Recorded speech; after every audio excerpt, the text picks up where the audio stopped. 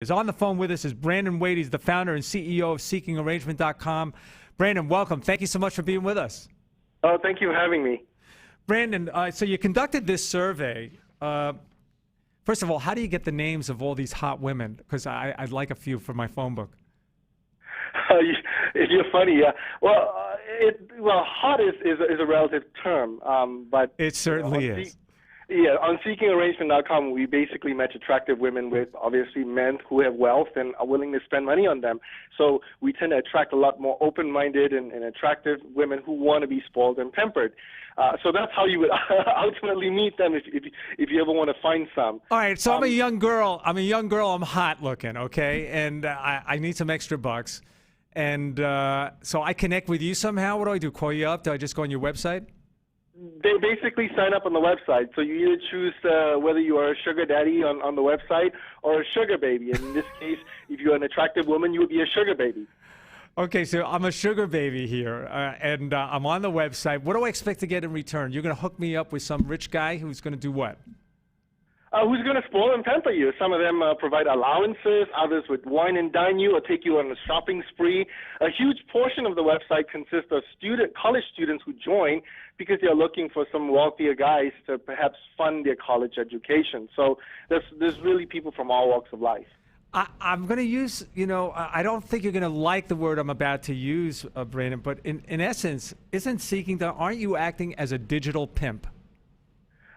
Some people could say that, but at the same time, you have people falling in love and ultimately getting married through meeting the website. So I could say I'm also a digital, e-Cupid in that sense. So it's really how you perceive, the relationship. Let's take it to a legal standpoint. I'm wondering how this is avoided here, because at some point in time, if you have a sugar daddy, and that's I guess the gentleman that seeks out your services, he wants the young, hot women.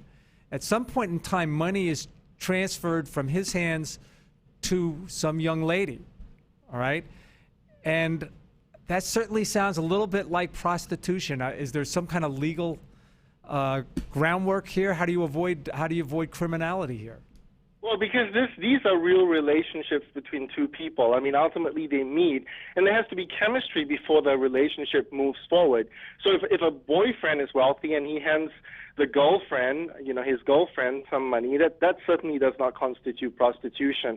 And in this money exchange does happen in the case of marriage as well. So the ultimate question is there a relationship, or is this purely a transactional business? And in our case, it obviously is a relationship. All right. So somebody comes to your site. I guess obviously they pay money, credit card, and credit cards are exchanged. Is that it? That's right. I mean, it works just like any other dating website. So on SeekingArrangement.com, the guys pay $60 a month to communicate $60 a month. With the wow, women. that's a lot higher than Match.com. But for you're making it easier for them, right? That's right. It's very easy, and of course, for the women, it's free, and that's why there's 10 women to every guy, because the women can use it for free. Oh, now I get it. So the women aren't paying.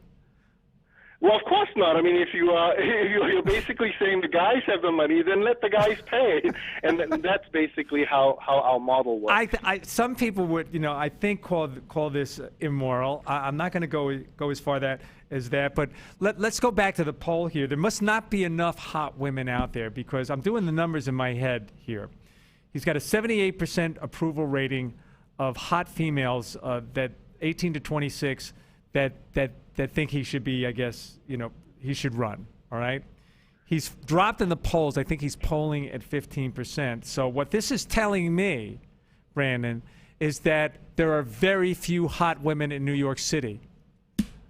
Well, maybe and maybe not. I mean, when you look at the polls, I think a lot of people disagree with what Weiner did because he lied about it, not necessarily because he was sexting. I think it's okay to sext, sex text if you want, and there's always two sides to the formula, right? I mean, you can't really do sexting without the other party being involved.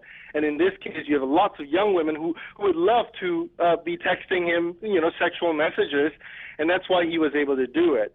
So there are really two questions at play here. The question is, would you sex text with Mr. Weiner and obviously lots of young women would love to experience Well, that you're with telling him. me that. You're saying 78% of the women polled would like to do that. It's a fascinating story.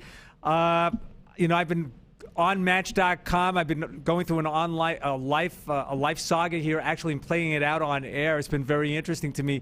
Your site sounds a little frightening for me, so I don't know if I'm going to go that route. But thank you so much for sharing it with us. It's been fascinating. Thank you for having me.